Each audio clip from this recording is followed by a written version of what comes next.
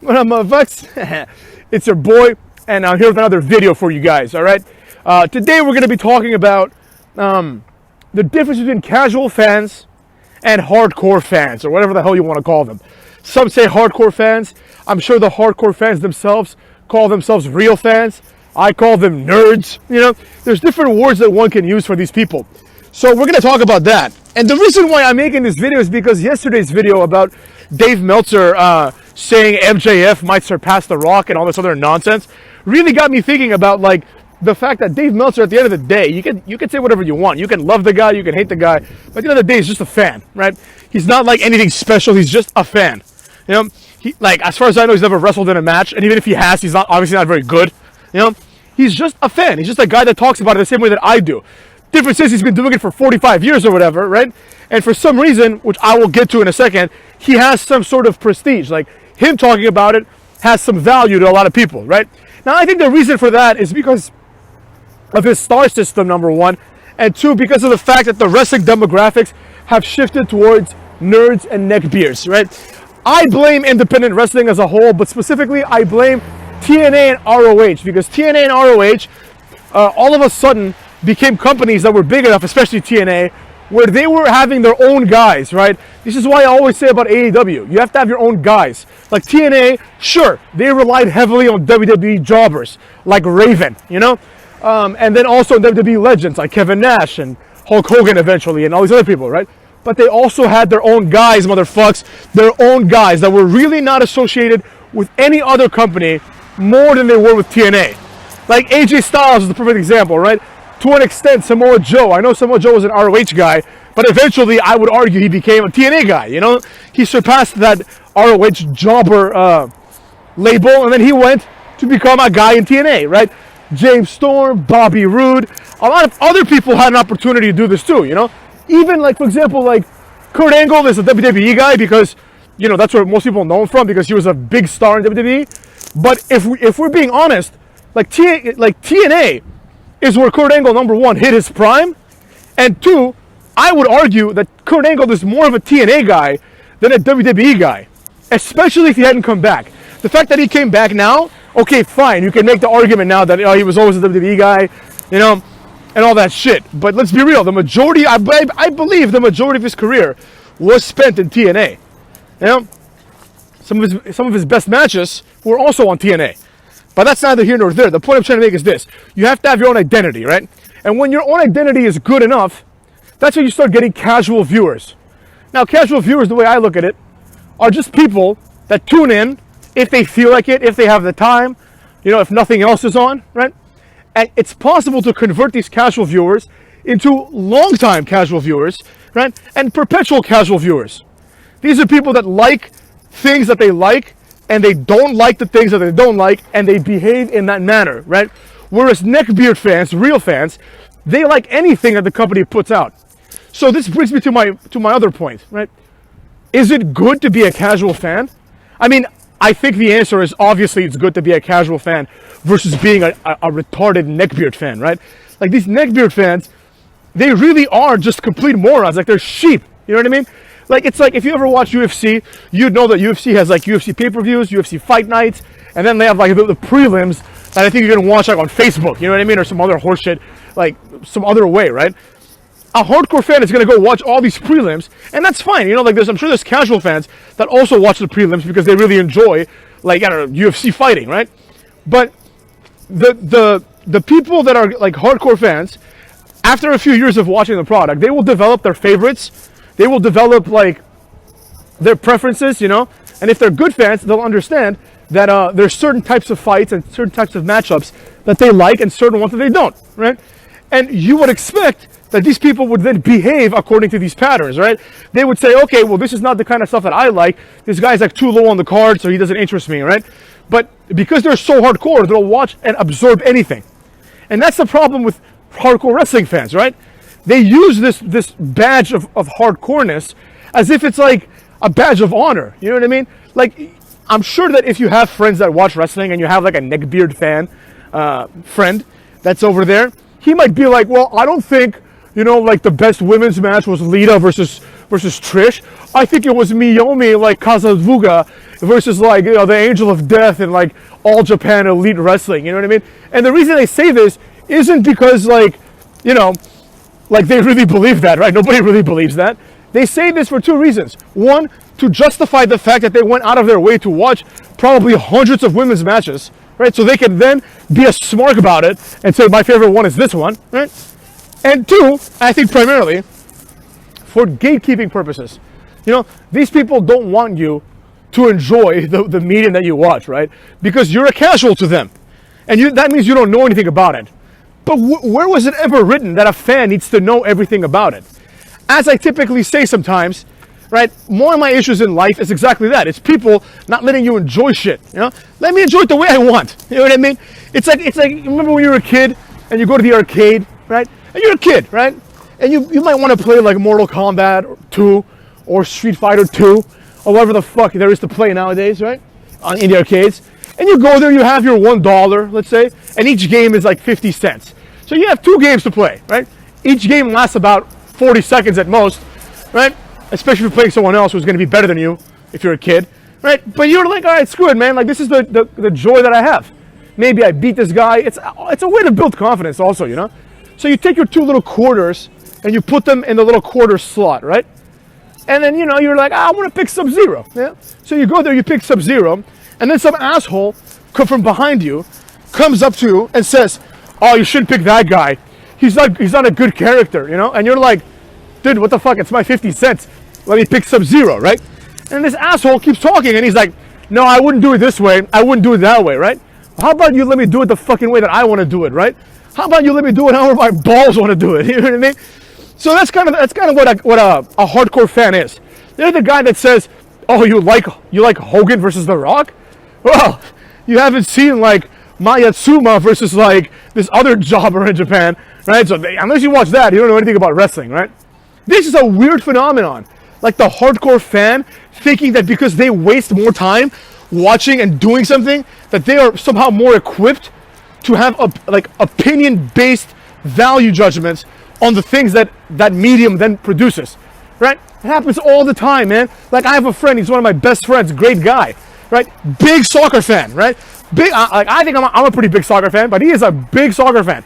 Like he can tell you who the fuck was in like Russia's team in the World Cup in like '68, like who the goalie was. You know what I'm saying? Like, he can tell you all these things, right?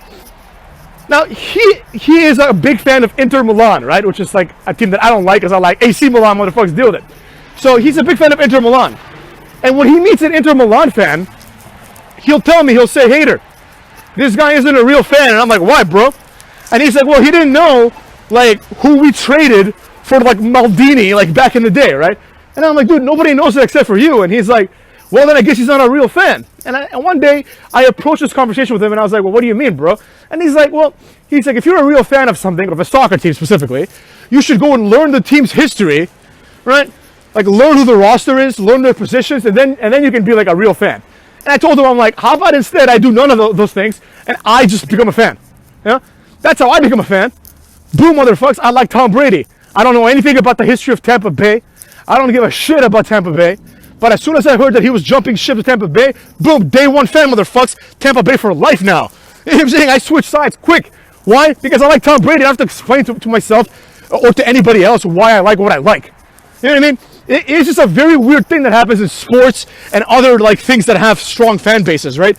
It's like this need for some people to hold other people accountable about their interests, you know? I like what I like, you know? There's people out there, I'm sure, that watch WWE pay-per-views and only watch like the main event or whatever, the 2 matches they like, right? These aren't worse fans than you because you sit down and watch the pre-show and the pre-show discussion with like Renee Young and like Jerry Lawler, you know? Nobody gives a fuck about that. They don't give a shit about that. So they're like, I'm not gonna watch it, you know? Like I, for example, wanted to see the APA documentary, so I watched it. But I understand that most people don't give a fuck, right? That most people are just there to watch WrestleMania, you know? That's when WrestleMania gets all these views, and then the next month they're like, did you like WrestleMania? Well, then you're gonna love Great Balls of Fire. And people are like, no, I'm not. I don't give a fuck about Great Balls of Fire, you know? So that's kind of the thing, you know? These hardcore fans really make it bad for the casual fans by kind of suggesting that like they are better fans, right? Like this is so annoying, you know? Every time I see it, I'm like, this guy is just embarrassing himself, you know? And I happen to be someone that's like a day one fan in a lot of things, like UFC, you know? I started watching UFC. My friends rented UFC 1 from Blockbuster, and we watched it on tape, on VHS, motherfuckers. You know, we VHS that some bitch. And then people are like, oh, this person's a casual fan because he, like, the worst thing is when they say like, well, he thinks that this guy's gonna beat this guy. Only a casual would think that, right? And I'm like, dude, let people think what the fuck they want. Let people enjoy the medium, the entertainment, right? The way that they want to enjoy it, you know? Don't tell people what is not an acceptable opinion. You know, if someone is out there and wants to say that Tyrod Taylor is a better quarterback than Tom Brady, I don't give a fuck.